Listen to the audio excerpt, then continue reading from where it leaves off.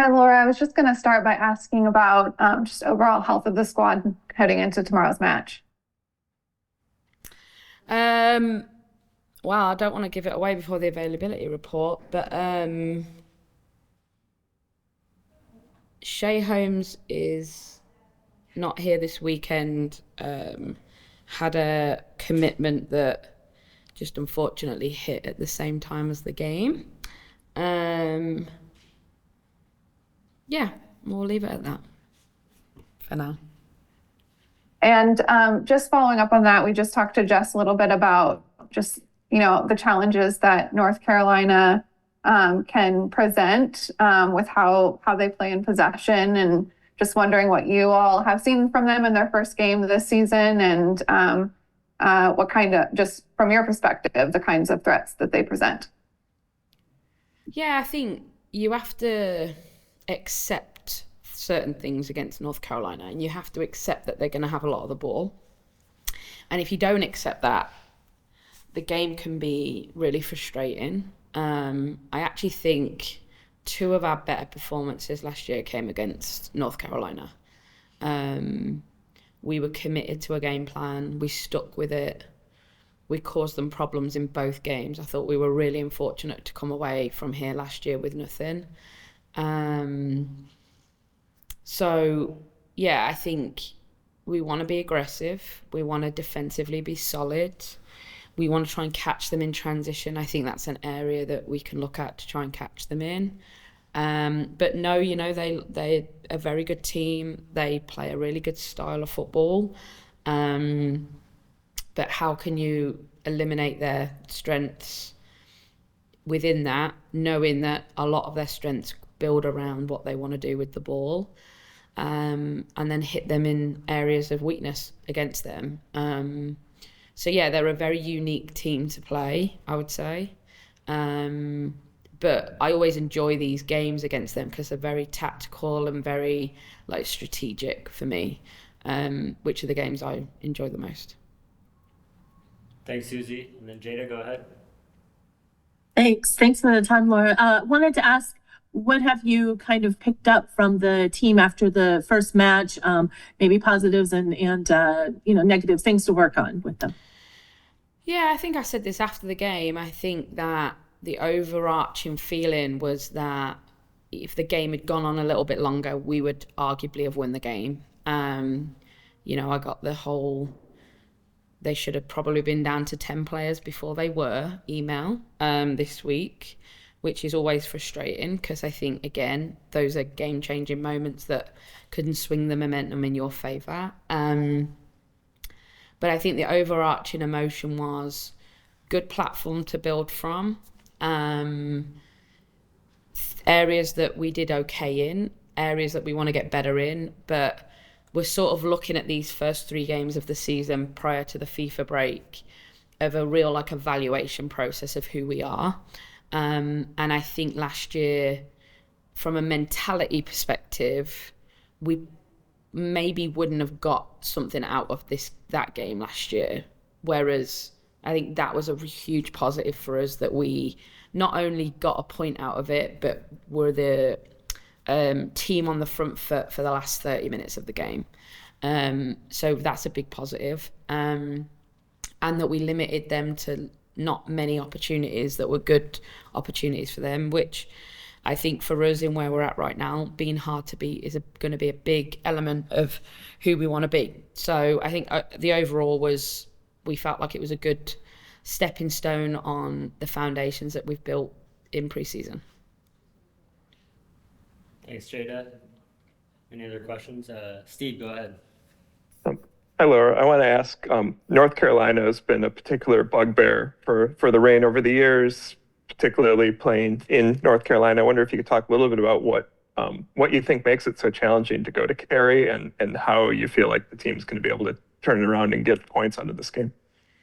Yeah, I mean, I think every team in the league can say that about North Carolina. Their home record is excellent. My personal record against North Carolina is actually not that bad. So I think you've just, like I said before, you've just got to accept things here. And if you don't accept them, which I think often teams don't, you can fall into the trap that they want you to fall into when you're here. So I think putting a game plan together that will frustrate them and give you a chance to stay in the game is the key when you're out here. So yeah, I think that's a big part for us coming out here.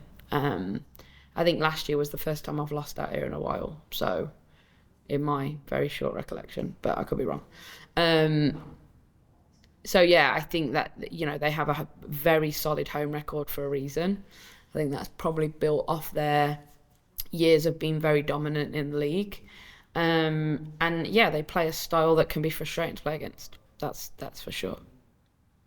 Thanks, Steve. And then we'll go to Jeff. And other Jeff, if you have your question, I didn't see it in my inbox, so if you want to drop it in the chat, we can get to it later. Jeff, go ahead. Hey, Ryan. Hey, Laura. How are you? I'm good. How are you?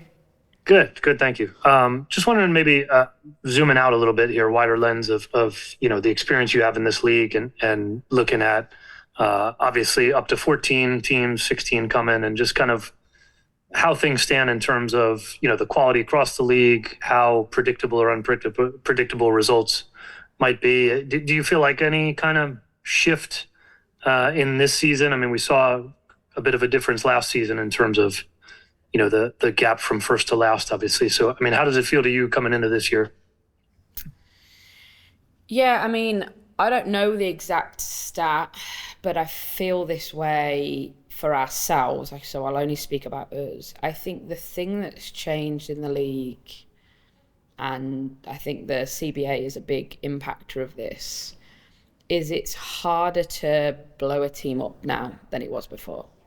You could really make wholesale changes previously, but now with some of the rules around the league of, trades having to be mutually consented, as an example, that it's become harder to, player for player trades are harder. I think we were only one of few in the off season. I can't even think of another one off the top of my head where a trade happened that a player and another player moved. Get that stat. So I think that is challenging. I think the reaction after the first free agency period for a lot of teams was to sign players on longer deals because you didn't want them to fall into free agency. But in the second round of CBA negotiations, the way that the CBA is written now, I don't think you'll see that often now. I don't think you'll see, outside of the 1%ers, I don't think you'll see long-term contracts, because the harsh reality is, like, if you sign them, you got to know they're going to be with you long term. Like, before you could sign them and you had that, trade potential out, or transfer out, whatever it looked like, that's definitely harder to do now than it used to be. And the influx of young players is another wrinkle to the system, I think, and how people recruit and how they utilize that, right? I think we've been a club that has gone down that route, whether it be to have them with us now, whether it be to sign them and loan them and get them back at a later date. There's a lot of ways that you can fill out your roster and build a roster now that's different than it was before.